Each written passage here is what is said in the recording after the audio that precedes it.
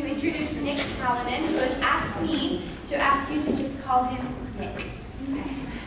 So, Mr. Nick. Thank you. He's the Artistic Choir Director at Trevor G. Browne High School in Phoenix, Arizona. He began at TGB in 2004 with a choir program of 70 students. By 2017, he built the program to 440 students, making the TGB Choir the largest choir program in Arizona. Trevor G. Browne High School is a Title I school in a low-income community. It is located in the most densely populated zip code in Arizona, yet despite this unfair amount of challenges that students from Trevor Browne face on a daily basis, TGB Choir thrives as one of the premier choir programs in Arizona. So, Thank you. Now, what Elizabeth's doing might affect her note-taking capabilities. It's okay. I'm a big fan of just have your cell phone ready on camera mode and just snap. So, yeah, you're good like that. Yeah, so my name's Nick. Please don't call me Mr. Halonen. The only people who call me Mr. Halonen are people under the age of graduating from high school. Everyone else just call me Nick. Make a difference every day. God, I'm so freaking emotional.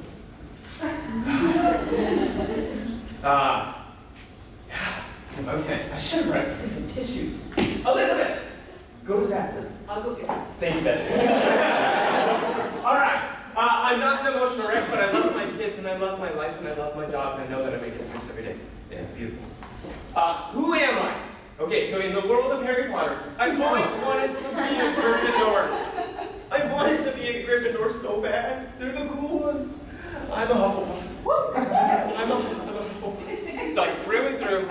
I'm a Hufflepuff. I don't have any Gryffindor in me. Courage to talk to people, like this morning when I talked to you and I like memorized names and stuff like that. That's me channeling my inner Gryffindor. That's not a very big part of me, but that's okay. I am a Hufflepuff through and through. My name is Nick. I'm a dad. Thank you, Nancy. Number one, I am a dad. That's my number one job. And I'm a husband, and I'm a musician, and I'm a teacher. I've taught at Trevor Browne High School for 15 years, and I love teaching at Trevor Browne, and I make a difference every day. My career, when I was in your seats, I'm Dr. Nicholas E. Halonen. That was my plan. I was going to conduct symphony, choruses. I was going to teach in the most prestigious high schools, rich white kids, LDS kids who grew up, here's your hymnal, read the temple. I was going to teach the best. I was going to have the most in all state. Everyone is going to go, oh, Nick Halonen, oh, Nicholas Halonen, it's Dr. Halonen, he's amazing. And then, my reality, when I started to, I know, so much anger, what was it? I thought it was you, but then you looked behind you. Was that just playing it off? I don't know, that's awesome. Once I started my student teaching, then I was no longer aspiring to be Dr. Nicholas E. Halonen. I was aspiring to be Mr. Nick Halonen. Replace lamp 2. Is that what that was? Yeah. I think the lamp just is. Yeah, hey Jason? Yeah. Yeah, so did you move projector? Good luck with that. Hey, so, the cool thing is, we might be cuddling around my laptop. Nick, we'll send you the Elizabeth, video. thank you for turning that on. We'll send you the video. I wrote it? Sure. Okay, so when I was student teaching, I let go of that dream, and my plan was to be Mr. Nick Halonen, and I was going to teach at Trevor Browne High School. That was my plan. That's actually where I student taught. I student taught there strategically because I knew the gentleman before me was retiring, and I'm like, dude, I could get that job. I could get that job. And I did. And it was great. I don't recommend it. Talk to me later. If you ever find an opportunity to skip your student teaching experience in order to do something else, talk to me, and I will have some words of wisdom. Because I didn't get good at teaching until about year 5. If I had a great student teaching experience, I could have been great by year 2. Year 1, just let it go. And then my realization as I was teaching is I was no longer Mr. H teaching, Mr. Halonen teaching, I'm Mr. H serving. Warnings and disclosures. Okay, we gotta get to the fine print. Okay, please forgive my choice of words. I do not wish to offend you or create a barrier between my thoughts and your willingness to learn. I view my choice of instructional language strategically as part of my urban pedagogy. My language works very cheap. Sometimes I say shit, sometimes I say ass, and I just tell the students, don't get me fired. And it works. For the sake of authenticity, and by the way, if you say that in any other school other than mine, you will get fired. Don't do it. It is a strategic choice that I make in order to reach students in their vernacular. Now, I don't drop F-bombs. I don't drop any of that. I stay respectful. But I meet them where they are.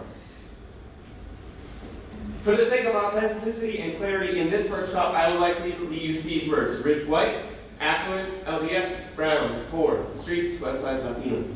I understand that these may often be used as cultural and racial stereotypes. I do not wish to offend. That's supposed to be an S. I do not wish to offend anyone, and I apologize in advance.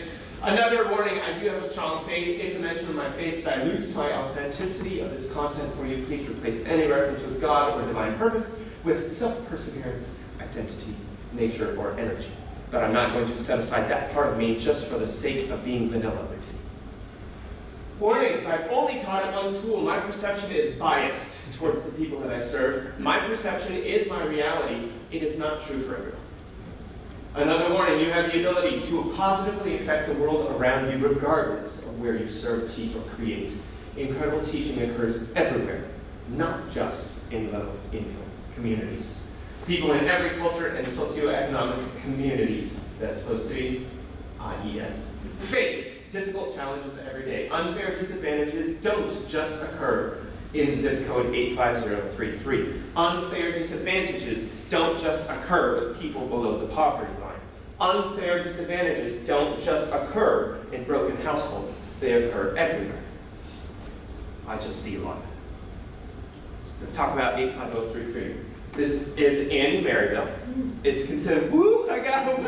Jesus! Bam! My brother! I love it. Okay. Yeah, so Jesus and I, we are from the hood. All right, so Maryville is located in West Phoenix. It was developed in the 1950s before the Civil Rights Movement. Don't like pee a little, oh my God, it just said Caucasian. It was developed in the 1950s before the Civil Rights Movement as a master planned community for working class Caucasians.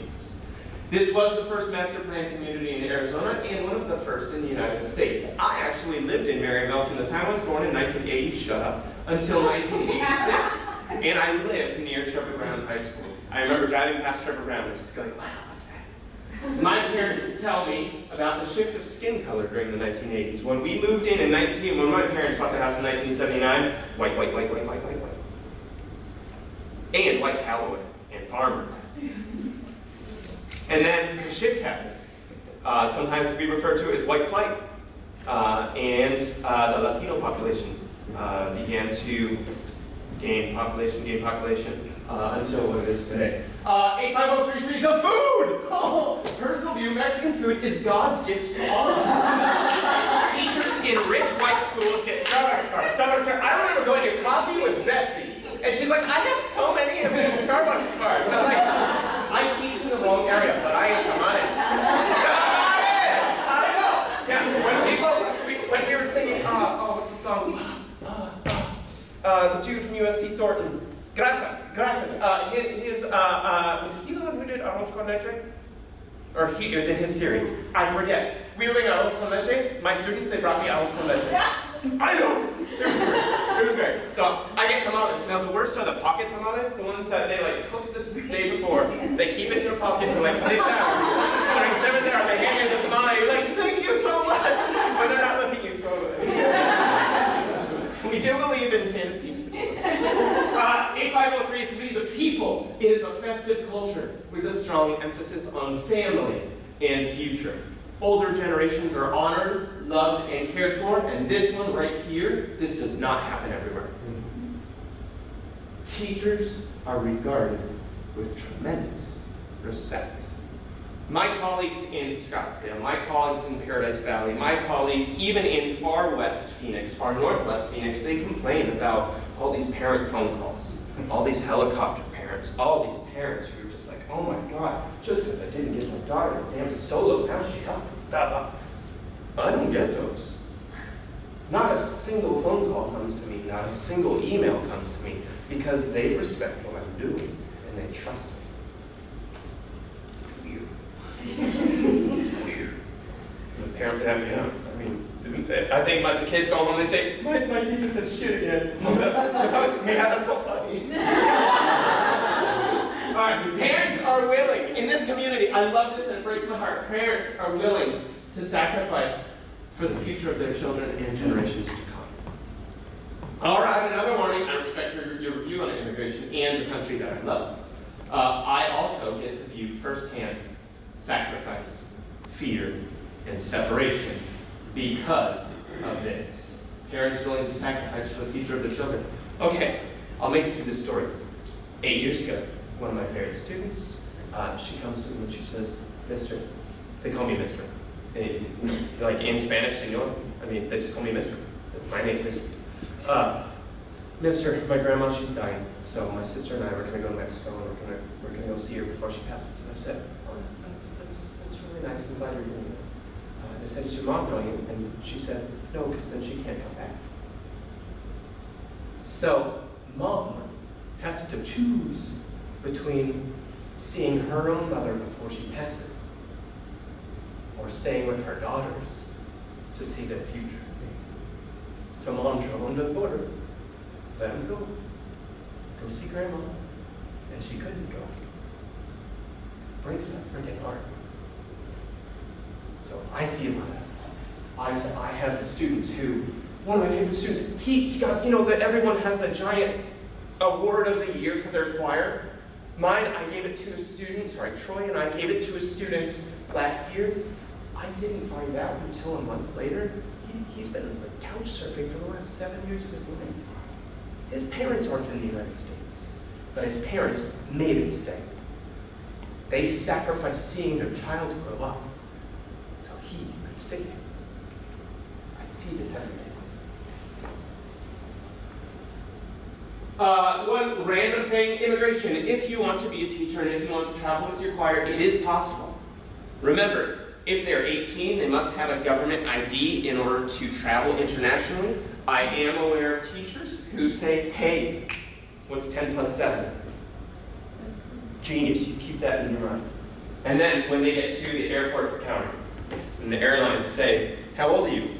You just go, what's 10 plus 7? What's 10 plus 7? Excellent. She did not lie. In her mind, she said, what's 10 plus 7? And as long, if they're 17 and they have a school ID, they can get through airport security. That's scary. I've personally never done it. I refuse to be the teacher who took a child away from a student because I was negligent in an airport. But there are teachers who do that, so it is possible. The furthest I go is Flagstaff and sometimes California. California, we train our kids about border crossings. We train our kids about Border Patrol. Hey, if Border Patrol stops us, everyone has their school ID on them. They have to have their school ID before they get on the bus. Since they have their school ID and they're with me and I have paperwork that says that I'm on a school trip, we're fine. Border Patrol lives there. If they don't have a school ID, haven't had it happen yet, but we'll see. Okay? Sorry, it's the reality of teaching in Phoenix. Sorry, I shouldn't say Phoenix, sorry, Southside. Yeah, Arizona. All right, sorry, we don't call Tucson Southside. What do we call Tucson? Tucson? My bad. There I go, offending people. I should have added that to the wording too. All right, hey, let's go back to 85033 and Trevor Browne High School. Housing in 85033. You heard Marissa talk about how it's the most densely populated zip code in Arizona. This is not because all the houses are so crammed close to each other. No, this is a master plan community with like actual nice backyards, stuff like that. But inside a house, inside a 1,300 square foot house, you have countless people living there. Because multi-generation. Multi-generation, that means we got kids, their parents, their grandparents, and their great abuelita. She's still living there. Okay? And plus, in my neighborhood, the general age in the past of women getting pregnant was quite young. Let's say under 22. So you could easily have a great grandparent who is taking you out to go play baseball. Because I mean the years are quite stacked close. So multi-generation housing and multi-family housing. If they know that my student, his parents are in Mexico, they just say, hey, come live with us. Does everyone have a bed? Probably not. Makes me think of when my mom grew up. My mom talks about they had one bedroom for 5 kids. 3 girls slept on this bed, 2 boys slept on this bed. When they wanted to turn over, they all had to agree, hey, we're going to turn over. And they all turned over. And they talk about how they filled up the bathtub. And you wanted to be the first in the bath, because the last in the bath, that was after 5 children. You did not get fresh water. So it makes me think of hearing about my mother growing up. Crime. Maryville Police Precinct is a busy police precinct. I'm actually from a Phoenix police family. My father, he served his time in the Phoenix Police Department. He was a sergeant in the Phoenix Police Department. Right now, my brother's flying helicopters for Phoenix Police. He's also spent his time on patrols through SWAT teams, stuff like that, and now he's in the air. So I am from a Phoenix police family, and I am fully aware of what happens in the Maryville precinct. I remember hearing about my mom and my dad talking about transfers and hoping that my dad did not get transferred to Maryville. Maryville and South Phoenix, those were the 2 scary ones. When he could go to Cactus Park Precinct up, North Phoenix, Mom was much happier. Yeah. The Maryville reputation was really bad in the 1990s, carried over into the 2000s, and unfortunately, the reputation from the 1990s is still the reputation of Trevor Browne now, even though the culture is actually much different. 1990s, there was a lot of gang warfare. Now it's just a lot of individuals making poor choices rather than gang warfare. Safety. Walking in the neighborhood or through the park.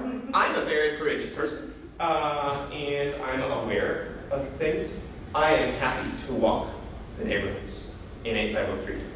I am happy to walk through the park. Once it's dark, that's when you need your safety in numbers. That's when you need to never have your earbuds in. Stuff like that. It's real. It is real. I'm not saying it to scare you. I'm not saying it to glorify crime or anything like that. But that's just something that my children, my personal children, don't have to deal with because I don't.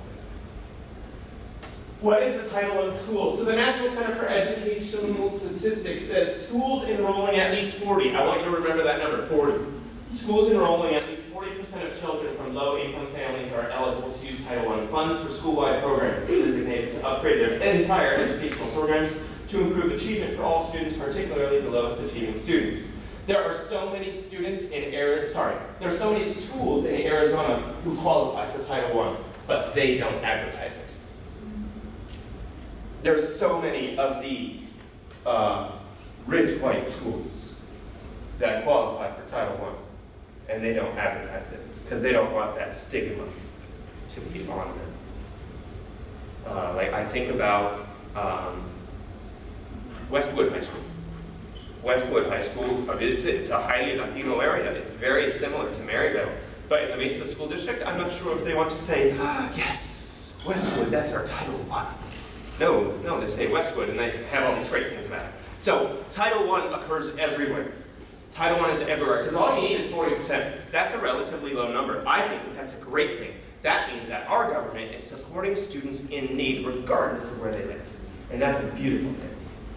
Okay, so that's Title I schools. They're everywhere. Chances are, nearly every single person in this room who goes on to teach in K-12 education, you'll teach in a Title I school simply because our communities are so diverse, and that's a beautiful thing.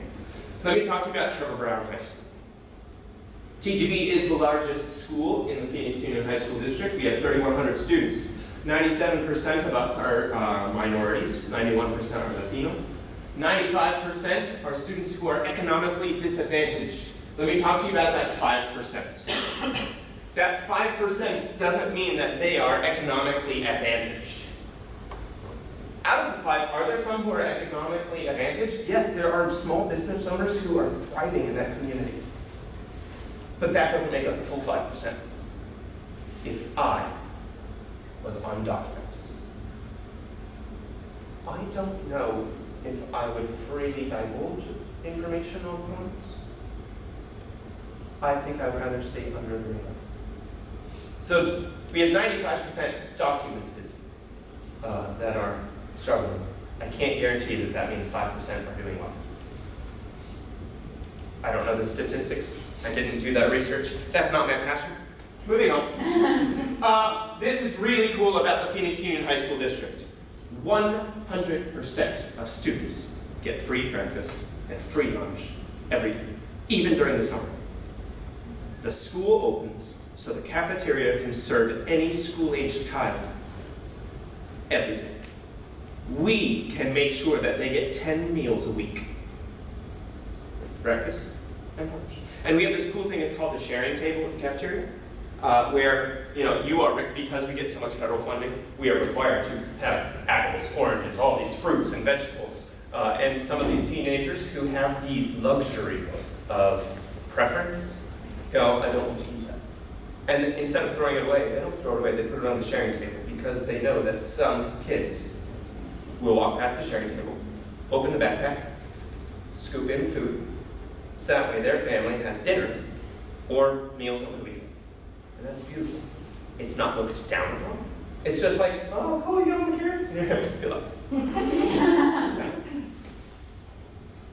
Trevor Browne High School students face daily unfair disadvantages that students in middle class and upper class communities are unable to comprehend. I think I've been there for 15 years. I think I'm still struggling to comprehend. I believe that I'm supposed to be at TGB. I believe that God chose me to be at TGB, and I was willing to say yes. There's scripture that talks about, here I am, send me. I do quiet time all the time. At least once a month, I write those words. Here I am, send me. And he keeps sending me back to Trevor. Students everywhere face challenges, but kids in low socioeconomic communities seem to face nearly insurmountable challenges. These are true statements. Heard this last week. My dad kicked me out again. Heard this from many students. I shouldn't say many. 4 or 5 students in 8 weeks. I call that many, but I don't want you to like go, oh my God, they're going to kill themselves. No. 4 or 5 who trusted me enough to let me know what despair they were going through, and I was able to get them help. Tried to kill themselves. This gentleman, he talked to me 4 weeks ago. This all came out of, he just said, hey, Mr. H, I don't have water. And I was like, that's terrible, okay. So I did some research, I talked to our social workers, I talked to our community liaisons, I talked to my wife who's a realtor. My wife says, that's illegal, the landlord is not allowed to have them there if they don't have water, blah, blah, blah, blah, blah. And I put a few things together, and the school was talking to him too, because the school has resources to help families pay their water bills. The funding is there to help these students. So I had a conversation with him, of course very quiet where no one can hear me, and I just said, so you don't have water. Are you paying rent? And he said, no. The person who owns the home doesn't know that this family is living there. Of course they're not going to pay for water, they're not going to pay for electricity. But the mom is doing her job by putting a roof over their heads, walls around them to protect them. Every day they fill up buckets of water at their uncle's house, bring the buckets in the back of the truck. That's normal. That's true. That's happening right now. I know which family is doing it. I heard this from a gentleman 3 weeks ago. This is from one of my suicidal kids. He was talking about the troubles he's been going through. He said, I thought he was going to put a gun to my head and pull the trigger. This happened not this past Monday, but the Monday before. Big social media scare. My mom won't let me go to school today. She's afraid that the social media threat is real. We had 2,700 students absent that day. And then there were copycats throughout the valley. It started at Trevor Browne, where there was, hey, black kids were going to shoot him. So no one went to school. What's really cool, you'll love this. We have 121 teachers at Trevor Browne. 118 of us were there. That's awesome. We aren't there to collect a paycheck. Although we do get paid more than anyone else. In case you're wondering, when you teach in a low-income community, you get paid more than anyone else. This year, I think my salary, I have a master's degree and 15 years of teaching experience. I think my total take-home will be $68,000, $70,000. My colleagues in the Glendale district, Peoria, don't get me started about Peoria district. My colleagues, sorry Michaela, I'm not going to ask Michaela what the salary is in the Peoria district, but I know that my colleagues easily make $20,000 less than me. But we're not there for the paycheck. If we were there for the paycheck, do you think 118 of us would have showed up on Monday? So Nick, Yeah, you might throw in that it does depend on the districts. Oh, I worked absolutely. at a charter school in that same neighborhood, and my salary was $36,000. Say that again, Ron? My salary was $36,000 when I was at the charter school in that same neighborhood. So you do have to really be aware. Random fact about Marla. Her dad was a choir teacher at Trevor Browne High I'm a School. TGB And she went to Trevor Browne High School. We're kindred spirits, right? I love it. Yeah. Okay. Yeah. So it depends. Yeah. Phoenix Union District also gets desegregation funds. You would think that that would be something that doesn't happen anymore. No, we still get desegregation funds from the federal government. That's why there's increased funding. This one, this kid, she's been through so much. Her freshman year, she did it, on the outside it didn't look like she enjoyed choir. But once we got down to it, choir was her safe place. Her and her dad were living in the car. Eventually, they got placed into government subsidized housing. And that government subsidized housing was located about 68th Street and Thomas. Trevor Browne is at 75th Avenue and Thomas. In case you're unfamiliar, that's far away. She tried to do North High School, didn't really work. She tried to do AzACDA High School, didn't really work. She felt like she didn't have a home. She felt like she didn't have a place. Because she's never had a home. My classroom was her home. So her sophomore year, she was like, this sucks, this sucks, this sucks. Halfway through sophomore year, she started taking the bus. I thought it was me. I'm like, oh my God. She started taking the bus. And all the way through the end of high school, she rode on the bus for at least 2 to 3 hours a day, just to come to my classroom. This is what she said last March. I don't have anywhere to sleep. I walk around Walmart all night because it is safer than anywhere else. As long as I don't have a backpack, they don't kick me out. I sleep in the park during the daylight. School simply isn't a problem. I heard this on Thursday. My stepdad was murdered last Wednesday. What do you say to that?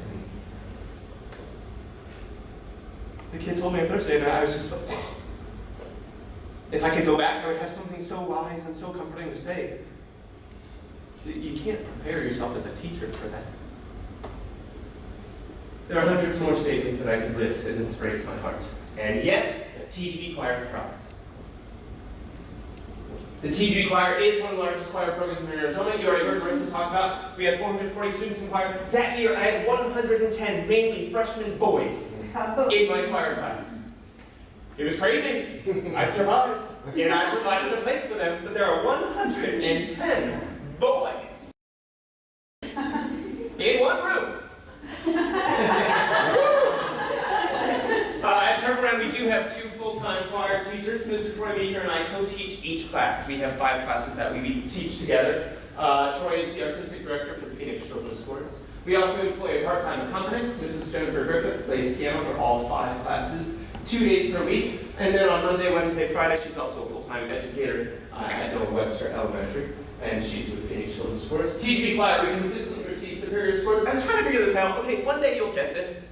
I'm trying to figure out how to say we do good things too, without being like, look at me, look at me. So here's a sort of dominant phrase. We consistently receive superior scores in every festival we participate in, including the Arizona State Choir Festival. We have students who make all regional state choirs, and we have no feeder programs.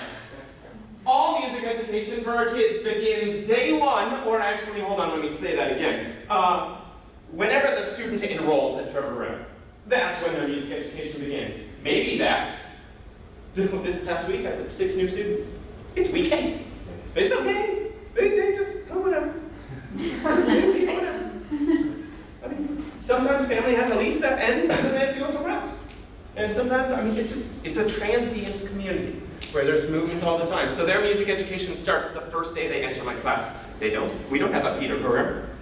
Once there was a feeder program, I invited the feeder program to bring their choir students to sing in our winter concert. He brought his 5 students. That was the year we had 440, and we brought on the 5 middle school students. They sang "Oh Danny Boy" in our winter concert. I thought it was curious. It's okay. And that's what I get. And by the way, that program died, so now I have no feeder. My feeder is me. My feeder is me. And yet we can still do that.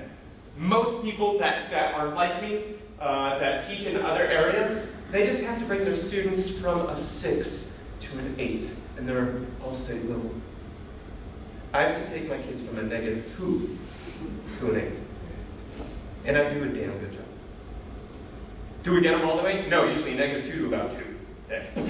That's my skill set. In case you don't know my skill set, the cool thing about working with Troy is I am gifted, freaking gifted at getting a kid who does not want to be there and convincing him to be there. And then letting him realize he can start to trust someone. That's where I'm gifted. God gave me that gift. My co-director, Troy, is gifted at getting people who want to be there to do outstanding, extraordinary things. Together, we kick ass. Without Troy, I would give kids a great place to feel at home. The music, it's not as important. Without me, Troy would have a dying program, because how is he going to work with kids who don't want to be there? I hope that you find your skill set. At TGB, we hold district, regional, and state choir festivals. Many teachers say that TGB has the best student leadership in Arizona. Joey Johnson often calls my kids the Orange Army. They're amazing. They serve, because they feel like part of a winning team. Who doesn't want to be a part of a winning team? Everyone wants to be a part of a winning team. And they're just like, I'll help, mister, I'll help. Pick me. Okay, go. And all I do is I buy him pizza. Like, thank you so much. Music is not the most important thing. Why do I serve? Bart Evans, he freaking inspired me about 10 years ago. I was in a workshop very similar to this, and he said, I don't teach music. I teach students. I use music to teach them. And I absolutely agree. I teach my kids, and they need me, and if I am not there for them, who will be? Now the cool thing is, and I have the, can I be authentic with you? I truly believe that my replacement is in this room. Truly believe that. It's been placed on my heart to tell you that you can do it. You remember at the beginning when I said, I'm going to be Dr. Nicholas E. Halonen? That's where I was. So in case you're like, this is stupid. Oh my God, where's the closest Dutch Bros? Maybe there's a seed that's being planted today. I don't know. But there's amazing things that will happen in this room. And we can look back on this day and go, that's cool. So when I say, if I'm not there for them, who will be? I think you will be. So how do I do it? Okay, really? I just write them. First day of school, I'm just like, hey, here's a cookie. Now, if I did this in a rich African, if I was in Scottsdale, and not just, by the way, Scottsdale has Title I schools too. Scottsdale has Latino population. Scottsdale has African American population. Scottsdale has income issues. Let's go North Scottsdale. If I'm in North Scottsdale, if I give a cookie, they go, I'm lactose intolerant. Is there gluten? No, my kids are like, thank you. It's epic. I give them a cookie, and then the next day of school, I always say, what was your favorite part about the first day of school? They said, I got a cookie. Cool. And then I go, that's awesome. Here's a piece of candy. They're like, oh my God. So I give them a piece of candy. And third day of school, I give them a piece of candy. Fourth day of school, I do not give them candy because they're expecting it. Like, where's my candy? It's good to see you. But then I give them this really cool thing. And we all wear our IDs. Just no matter where you go, just get used to wearing your ID all the time. We give them this card that says, it has our logo, and it says choir student. And it has the website on it and the year. And we say, put that right there. So that way your ID is facing out and your choir student is facing out. And this does so many things for them. It lets them identify with the winning team. It gives them a place where they belong. We've given them something of value because we tell our leaders throughout this week, and you look around, if you see a student who's, but half the time, choir students facing out. If you see a student who has a choir student, that's awesome, you're in choir, that's awesome. Yeah. And walk away. And the kid goes, what the hell just happened? And automatically gives them a place where they belong. And then Friday, If they're walking in, I'm like, hey, show me your ID. They're like, no, turn around. They turn around, I'm like, oh, here's candy. And then everyone else, they're like, look, I'm wearing my ID, but then there's no choir student card. I'm like, it's so great to see you. They're like, candy? I'm like, and then I go to the next person. Okay, I bribe the crap out of them. I bribe. Did my pocket just like forward there? Okay, cool. So throughout the first weeks, lots of candy, lots of high fives. Get used to giving high fives. Do me a favor, give your neighbor a high five. Oh, stop! There were people in this room who were left out. Find them, give them a high five.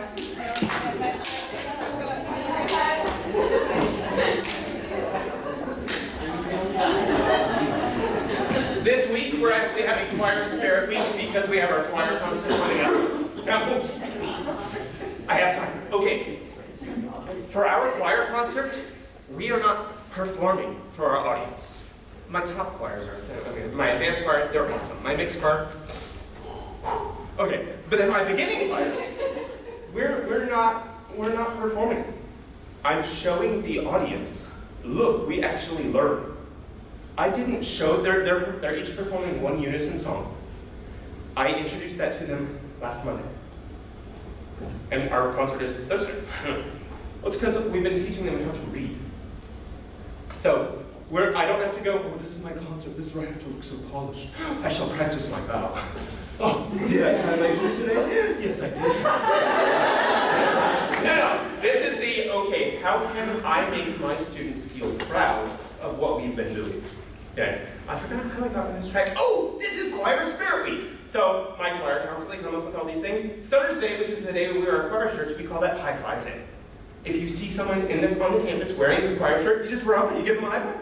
And that's all it is. And all the freshmen are like, I just got a high five. And our freshman boys, they're like, a girl just touched me. It's amazing. I am living proof that girls are powerful. I was a freshman in high school. And you know, Mr. Yoder, he came up to me and he said, hey, Nick, you should be in choir. And I went, no. And then he kept following me, like, that sounds good. He kept pursuing. Over the next few weeks, he's like, hey, Nick, you really should be in choir. I'm like, no, choir's for nerds. And then, oh, this was dirty. This was dirty. He said, Natalie. And Natalie said, hey, Nick. I said, hey. She said, you should be in choir. Okay. Done. Here I am. We believe in the power of persuasion. Next up, I build their trust. I convince them to stay. All they say is, Mr., I don't want to be here. And I'm just like, I totally get that. This is like completely different. You probably want to be in like PE or something, or Spanish or sign language or something. They're like, yeah. I'm like, okay, just trust me. Next Monday, I'll send an email to your counselor for you, and I'll fight to get you out of this class and get you to where you want to be. But they're not doing any schedule changes for choir until next Monday. That's a lie! That's a lie. Actually, it's not a lie because I told the head of counseling, hey, no choir changes until next Monday. And she said, okay. So I just say, you know, they're not doing any choir changes until Monday, but on Monday, it's Michael? No, Peter! Yeah, so Peter, on Monday, I promise that I will email your counselor. And Peter says, okay, cool. And I say, now, you have to do me a favor, because if Matthew sees you just standing there, arms crossed, he's not going to do a damn thing. So can you just do me a favor? For 4 days, can you pretend you're having a good time? And Peter's like, fine. And then Monday, I say, hey, Peter, you want me to send that email? He's like, no, I'm good. All I did is over 1 week, I convinced them to send. They see that my classroom is a fun and a safe place. How do I enrich the culture? My classroom is welcoming, my classroom is supportive, and my classroom is memorable. This is how I walk into class every day. This is my door. All around here are little tiny phrases that last year's choir students wrote. You're welcome to take a picture and steal the idea, that's fine. Here's even a close-up. So all I did was I had the logo, and it said choir is, and then I gave them markers. They love that. And they get to write things, whatever they want, a place to feel safe and at home. That's awesome. Choir is the reason I'm still in high school. I know plenty of people who without my class, they would come. Like they say that to me. It's like, all right, cool. I hope you learn how to talk. So yeah, that's how I walk in. And the cool thing is, I have crappy days just like everyone. I have days when I just feel like I'm a worthless teacher. I have days when I feel like, why am I here? I have days when I feel like I just got beat up emotionally today. And I step outside to take a deep breath and I turn back towards my classroom and I find a new one that I hadn't read before. And it re-energizes me, it rejuvenates me. Yes, this is for the students to go, wow, people like it here. And whoa, this is cool. No, that's sort of selfish, because I need that. Because that's my proof every day that I do a damn good job making them feel loved, making them feel supported, making them feel safe. Another thing I do is we put up pictures. This is a view from, if you were standing in my choir classroom, there are pictures all along the wall. Not pictures like of, posters, Sauvage and vowels. No, if you're going to walk into my house, you're going to look on the walls, you're going to see pictures of my family. So I might as well have pictures of you. If you are in my choir, you're in my family. Let's put pictures of you on the wall. So we do photo shoots every single year, and we have pictures of them, and we put them up. And everyone, whenever they're bored, they walk over and they just find each other, find their friends. Like, oh, I remember you, your freshman, you had that hair. And so we put up pictures. There's also a picture right there. That's of Troy's family and my family. We take a picture together and go, cute. I can't even. Okay, yeah, so that's just an example. I mean, we pay someone like $300 to do a photo shoot with us. Well worth the money. Even if you have to pay for it yourself, it's worth the money. Give them a place where they feel like they're at home. Supports confidentiality and mandated reporting. When a student's going through a hard time, Thursday sucked. I'm sorry, that was wrong. Thursday, I was awesome. And it was emotionally draining because there were 5 different students, 5 criers. Usually I have 1 crier every week, 1 crier every 2 weeks. 5 on Thursday! So whenever I'm like, oh God, where's this one going? I do just have to say, I'm so glad that you trust me. Just letting you know, everything you say, I can keep confidential. There are a few things that I have to say, like if you're getting hurt, hurting yourself, pregnant, things like that, and then I have to tell. And they're like, okay, and then they do. And you know what's cool? When they say, I'm thinking about suicide, they already know the consequence. They already trust me enough. They know I'm going to follow the procedures because they're seeking help. Because if they say, I'm thinking about suicide, and they're just like, okay, so I need to tell someone, they're like, no, that's you breaking their trust. But if you just let them know, hey, I'm keeping everything in confidence, I have your best interest, there are a few things I have to say, including this. And then if they tell you one of those, it's because they want to tell you one of those. So make sure that you're transparent in your mandated reporting. You'll learn as you enter your career that there are certain things that you are required to report. So you'll learn that later from your pedagogy. People will need one. Okay. The most important words to learn. Ooh, this is a big thing in my choir program. Because in my choir program, we teach them to be good human beings. So we teach them these words. I am sorry. I forgive you. I love you. These are powerful words that are not used enough in our culture. These are powerful words that do not exist in my community. This one, I love you, that's often expressed in my culture from the maternal side, from mom, from any woman in their life. They're okay to say, I love you so much. And they show affection, they show love. Guys, guys in my community, we don't really do that. My father, he wrote memoirs. He wrote a book. I'm the only person who's ever written. And he talks about how his father never once told him that he loved him. Like, a handshake, you get that feeling of, hey, I love you, through a handshake. But the words never happened. Even on my grandfather's deathbed, it never happened. I see that same thing still happening in the Latino culture right now with men. Not all men, but the stereotypical culture. So, with the men in beginning choirs too, that is the most important place, in my opinion, to teach them to say, I'm sorry, I forgive you, and I love you. Even to the point where if I make a mistake, I come back to integrity. And I had this event. We were singing national anthem at the football game, and I totally overlooked one thing. Backpacks aren't allowed in the football games. They all have their backpacks. I'm like, what do I do? And I got the whole choir all 270 quiet, and I just said, hey, I just have to acknowledge something.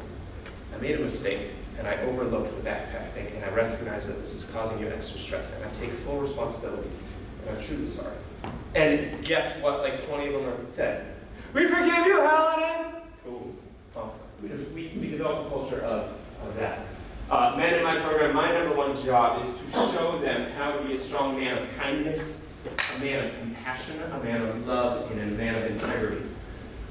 Many of the young men in my program have very few positive male role models, and I strive to fulfill this job. Brooke asked me before the session today, she said, hey, did you get many responses? Are these my tissues? Yes. Yes. More? Oh, you're clearly not my students. If I say que asco in my class, like, that means that's disgusting. ¿En español? ¿Hablas español? Sí. Excelente. Bueno. Entonces, aquí. Excelente. Ok. Necesita español. Sí. You need to learn. You need to learn. Even if all you do is, you know, when you take Italian diction, French diction, German diction, all you know is how to say it, that's enough. Because then you have a student who you trust write a script for you, who knows what she's going to write. And then in your concert, you say, welcome to the 2019 Fall Choir Concert. Bienvenidos a la concierto de coro. And they're like, aquí no Spanish. You're like, I just know how to read it. That's a great start. That's a great start. Okay. Teach yourself that stuff. Betsy, one of the cool things about Betsy is she knew last year that I was learning Spanish. And she said, oh, I'm doing Duolingo. And I'm like, I want to do Duolingo too. So Betsy got me on Duolingo. So, yeah, totally. I also there's podcasts for learning Spanish. It's not on my presentation, but you should learn Spanish. You are in Arizona, you should learn the vernacular. That is English and Spanish. If you're not learning Spanish, you are failing yourself. Sorry, sometimes I get a little passionate.